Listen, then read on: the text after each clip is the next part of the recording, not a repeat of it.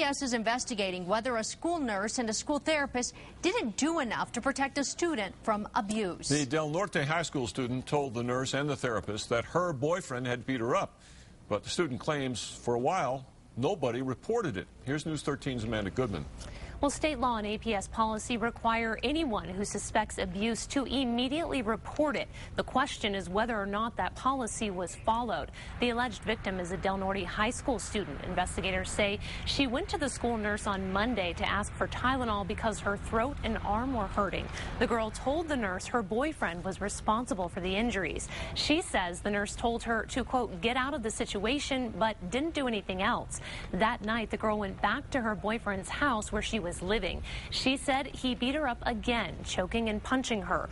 The next day, she went to the school therapist to report the abuse. She says the therapist told her, quote, I'm not reporting until next time. She then went to the nurse again.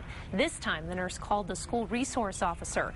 APS says it's investigating to see if staff immediately reported the abuse to CYFD, which is district policy. We tried contacting CYFD to see if APS staff had reported it, but we've not heard back yet. The victim's boyfriend, 21-year-old Edward Romero, was arrested on 6 counts of aggravated battery, kidnapping, and other charges. He was in court today. I'm very concerned about the nature of the allegations and the age of the alleged victim, as well as the extensive injuries allegedly sustained by the alleged victim.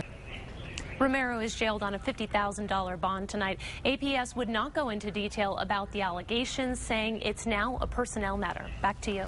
All right, Amanda, failing to report abuse is a misdemeanor. The penalties can be as stiff as a year in jail and a $1,000 fine.